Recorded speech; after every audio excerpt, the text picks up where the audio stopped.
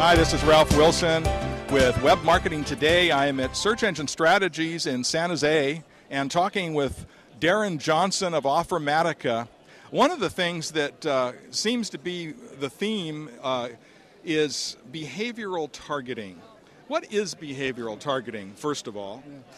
Behavioral targeting is delivering an experience online based on what you know about the previous behavior of the visitor. So what kinds of behaviors might you be looking at? You know, we really look to keep it simple. You know, first-time visit versus second-time visit. Okay, so that's one kind of behavior. People do things differently the first time than when they're familiar with the site, and so you're going to watch for that, and you could tell that if you put a cookie on them.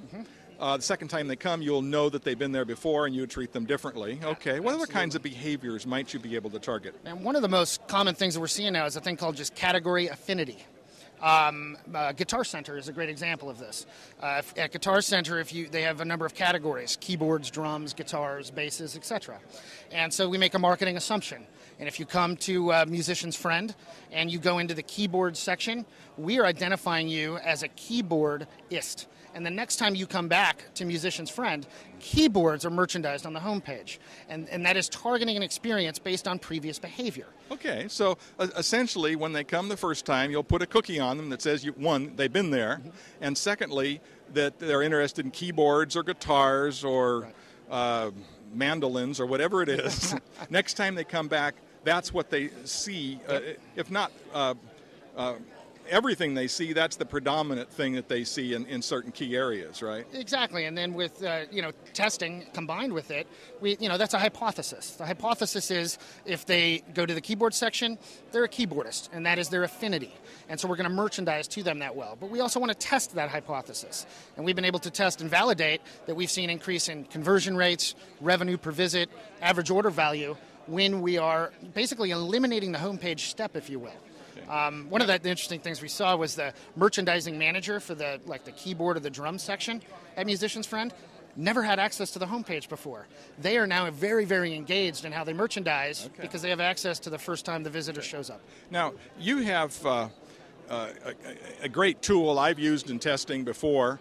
And you have a device called an M-Box, which essentially is a placement on the web page. You put a little bit of JavaScript where you want a particular ad or feature to show, and then you can insert dynamically into that M-Box the kind of information that you want them to see. So I'm assuming here, if they're a keyboardist, into that M-Box, a certain position on the page, a key position where the eye would go naturally perhaps, you're going to put keyboard kind of information. Absolutely. And in fact, in that context, we empower the merchandising manager for the keyboard group to merchandise what he sees fit and to measure its efficacy. Okay.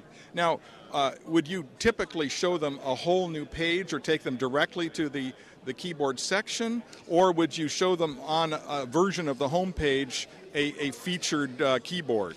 All really good hypotheses, and we've run through a lot of them, right? The first one was let's re-deliver the homepage with more keyboard-related content. Another hypothesis was let's send them directly to the keyboard category page, and where we might lose some of the branding and messaging that comes from the homepage. So those are all hypotheses, and again, reasons to test. So have you have anything that shows up that one seems to work better than another, or is that so dependent upon the site that you can't draw a rule of thumb? The VP of Marketing at T-Mobile asked that question of us a couple weeks ago. Said, you guys have run more tests than anybody else. What always works? Right? Looking for the golden goose, right? Is it buttons or layout? Is it calls to action? What the answer was? Relevance. Relevance works. Making the experience relevant to the visitor is what yields almost always. Yeah. We marketers like to take shortcuts, and I built a career on making good guesses, but several years ago I discovered that good guesses are no longer enough. We have to test, see what's working, and then go from there. Well, it's been great having you here, Darren, talking with me. Tell me about Offermatica and what you do. Offermatica is a platform that empowers marketers to change experiences on the site without having to deal with IT and to measure the efficacy of those hypotheses. That's great. Thank you so much. This is Web Marketing Today. Come visit us at wilsonweb.com.